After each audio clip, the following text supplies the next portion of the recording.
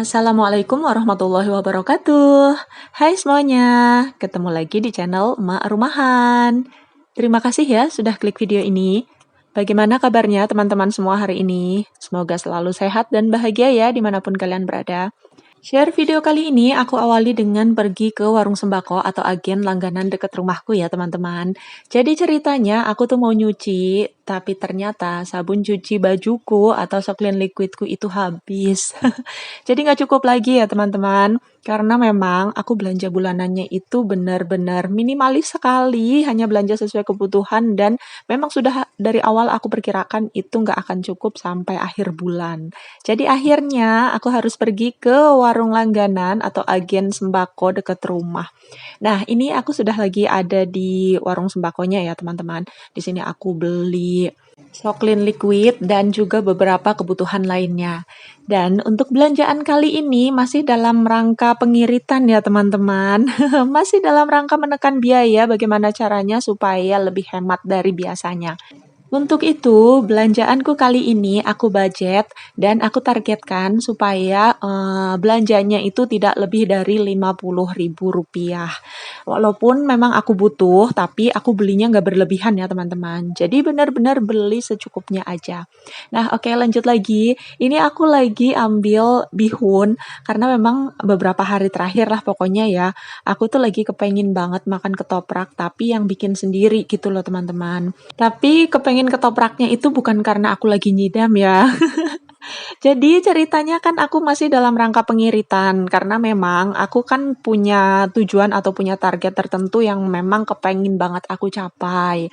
Jadi salah satu caraku untuk bisa mencapai targetku itu, salah satu usahaku adalah dengan cara berusaha mencari penghasilan tambahan dan juga dengan cara menekan biaya yang aku keluarkan. Begitu teman-teman. Jadi bukan karena nyidam ya. Karena kalau makanan kita bikin sendiri atau kita masak sendiri itu yang pasti lebih hemat, hasilnya pun lebih banyak. Ya, walaupun untuk rasanya itu kadang-kadang ya teman-teman. Kadang-kadang enak, kadang juga B aja. Oke, sekarang aku sudah selesai belanja di agen dan aku sudah sampai di rumah. Jadi waktunya untuk kita bongkar belanjaannya.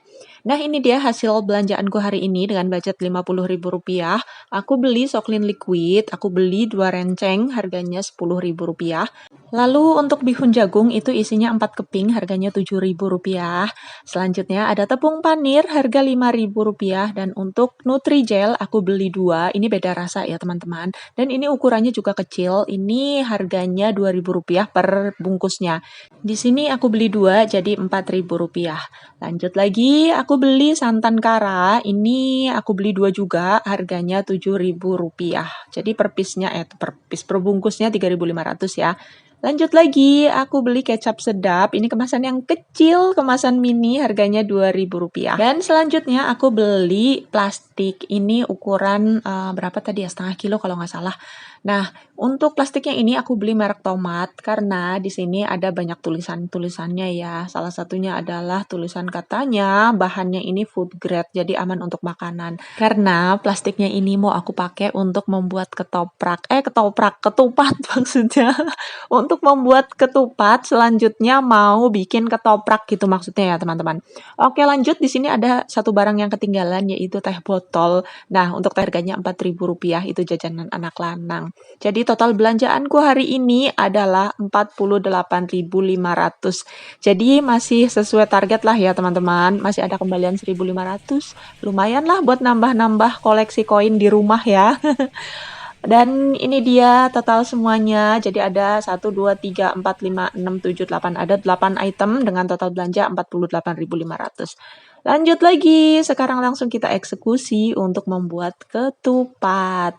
Nah, ini lagi aku siapin bahan-bahannya dan di sini juga aku menyiapkan gunting karena plastik yang mau aku pakai ini kan ukurannya lumayan besar ya. Aku nggak mau bikin ketupat segede itu, teman-teman. Jadi aku mau bikin ketupat dengan ukuran setengahnya aja. Tapi kenapa aku beli plastik dengan ukuran sebesar itu? Ya karena kalau aku beli plastik yang lebih kecil untuk bikin ketupat doang, nanti sisanya kan nggak tahu kapan lagi dipakainya ya. Jadi lebih baik aku beli plastik yang lumayan besar. Aku bikin ketupatnya kan hanya beberapa aja. Nah, sisa plastiknya itu bisa aku pakai untuk melastikin bekal gitu. Jadi kan nggak mau bazir gitu ya teman-teman. Oke lanjut aja. Sekarang aku sudah mulai masukin berasnya ke dalam plastiknya. Nah, ini untuk berasnya ini nggak aku cuci ya teman-teman. Ini rahasia kita ya, oke? Jadi kenapa nggak aku cuci? Bukan berarti karena aku jorok atau aku males ya. Tapi karena berasnya ini, beras yang aku pakai ini adalah beras asli yang aku bawa dari kampung. Jadi ini hasil panen mamaku yang aku tahu pasti bahwa beras ini nggak pakai pemutih atau bahan-bahan kimia yang lainnya ya. Ya, pakai pupuk itu udah pasti ya teman-teman. Tapi setelah jadi gabah, jadi beras itu nggak dipakein bahan pemutih ataupun bahan kimia gitu. Itulah mengapa berasnya ini nggak aku cuci sama sekali ya teman-teman. Insya Allah bersih lah ya. Ya kali-kali ada sedikit-sedikit kuman-kuman gitu ya. Mudah-mudahan nanti mati ya kena air panas waktu direbusnya. Oke, lanjut lagi. Sekarang berasnya sudah selesai aku masukkan ke dalam kantong plastik. Dan seperti yang aku bilang tadi ya, jadi untuk kantong plastiknya ini kan terlalu besar. Makanya aku mau bikin ketupat setengah dari ukuran plastik yang ada. Seperti ini ya teman-teman. Dan untuk beras yang aku punya ini, berasnya itu sedang, nggak terlalu pulen, nggak terlalu perak juga. Jadi aku masukkan berasnya setengah dari ukuran ketupat yang aku inginkan. Nah, ini berasnya tadi agak tumpah-tumpah dikit, makanya mau aku bersihkan. Dan ini mau aku campurkan ke dalam sisa beras yang tadi ya, teman-teman. Sayang ya, mubazir gitu kalau misalnya dibuang, kan masih bisa dicuci ya.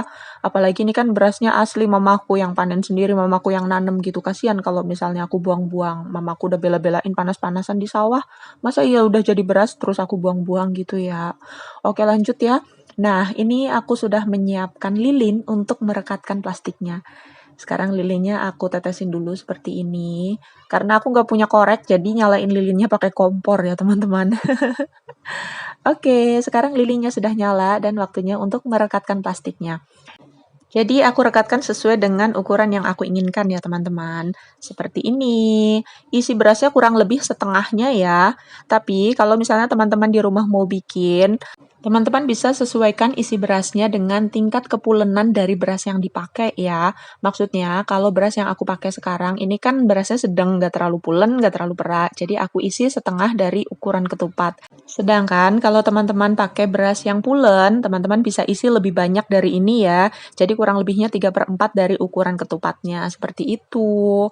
Dan kalau misalnya berasnya itu beras perak, berarti ukurannya bisa sedikit dikurangi, gitu ya teman-teman.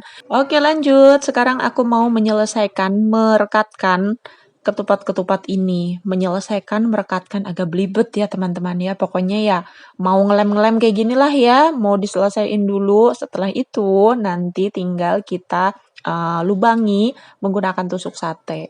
Sebenarnya nggak harus tusuk sate ya teman-teman. Kalian juga bisa menggunakan tusuk gigi. Yang penting bersih gitu ya. Apa aja juga boleh. Asal jangan terlalu lebar aja lubangnya. Oke, ini dia.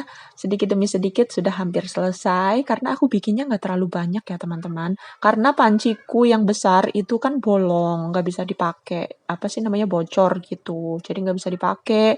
Dan aku cuman punya panci yang agak kecil. Jadi kalau dipakai untuk merebus ketupat seperti ini dengan ukuran sebesar ini, paling juga hanya muat sekitar 10 buah gitu teman-teman. Jadi aku bikinnya juga nggak terlalu banyak ya. Nah ini dia. Sekarang aku mau potong sisa plastiknya. Seperti ini ya teman-teman. Tuh. Terus kita ratakan. Kita lanjut lagi. Kita potong sisa plastiknya dan kita ratakan. Oke. Nah, setelah kita tumpuk seperti ini, selanjutnya adalah kita lobangi dengan menggunakan tusuk sate. Teman-teman bisa menggunakan tusuk gigi juga ya. Pokoknya dilobangi seperti ini. Dan untuk lubangnya itu nggak usah terlalu banyak, tapi juga jangan terlalu sedikit ya. Di sini aku melubangi sekitar 5-7 lubang. Nah, ini tembus ya. Seperti ini.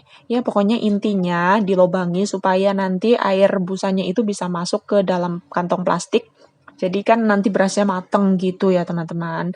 Kalau misalnya teman-teman nggak suka membuat ketupat dengan menggunakan kantong plastik seperti ini, kalian bisa juga kan bikin ketupatnya itu pakai janur seperti biasanya, atau bisa juga pakai lontong, bikin pakai daun pisang jadi lontong seperti itu ya. Cuman kalau untuk janur, sebenarnya aku juga suka, tapi aku males aja untuk ke pasar beli janurnya. Dan kalau untuk lontong aku belum bisa bikinnya, jadi ya sudahlah dengan cara yang praktis itu dengan menggunakan kantong plastik seperti ini. Mudah-mudahan ini aman ya teman-teman, karena di tulisan dari kemasan kantong plastik itu juga ada food grade gitu. Jadi bismillah, walaupun menggunakan kantong plastik, mudah-mudahan ini aman ya teman-teman. Oke lanjut lagi, setelah tadi ketupatnya dilobang-lobangin menggunakan tusuk sate, sekarang waktunya untuk merebus ketupatnya. Nah ini dia, aku sudah menyiapkan air, ini airnya masih hangat ya teman-teman, jadi belum mendidih tapi juga nggak dingin. Nah sekarang ketupatnya sudah aku masukkan semuanya. Ini kalau nggak salah tadi jumlahnya 10 buah ya. Aku juga lupa tadi nggak ngitung ya. Ya pokoknya sekitar segituan. Nah, setelah ditutup dan airnya mendidih, sekarang waktunya untuk membalikan posisi ketupatnya ya. Karena panciku ini kan kecil, jadi cuman pas-pasan aja untuk merebus ketupat. Makanya aku harus beberapa kali membalikan posisi ketupatnya supaya nanti bentuknya itu bagus, cantik gitu, ngembang di semua bagiannya gitu loh.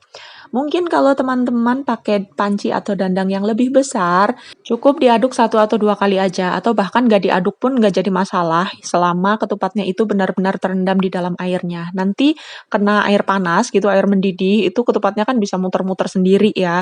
Tapi karena aku masak ketupatnya ini kan tempatnya atau pancinya ini pas-pasan, jadi sempit, ketupatku nggak bisa melayang-layang di dalam air, nggak bisa ngambang-ngambang gitu. Makanya harus dibantu untuk dibalik-balik atau diputar posisi seperti ini supaya matang dengan sempurna. Untuk membuat ketupat seperti ini biasanya memakan waktu sekitar 2 jam, tapi kadang-kadang juga nggak nyampe 2 jam sudah bisa diangkat sebenarnya ya. Tapi kalau misalnya aku mau ketupat yang benar-benar tanek, biasanya aku pasin 2 jam.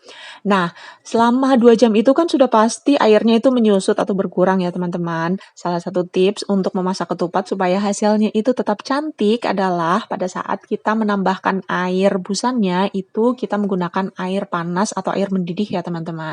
Baiklah, singkat kata, singkat cerita, sekarang ketupatku sudah matang. Jadi, untuk merebusnya tadi aku pasin sampai 2 jam. Setelah itu aku angkat dan aku tiriskan dan ini dia hasilnya. Ini sudah aku dinginkan ya teman-teman. Tadi pas waktu baru diangkat itu kan masih ngebul, masih panas-panas gitu ya.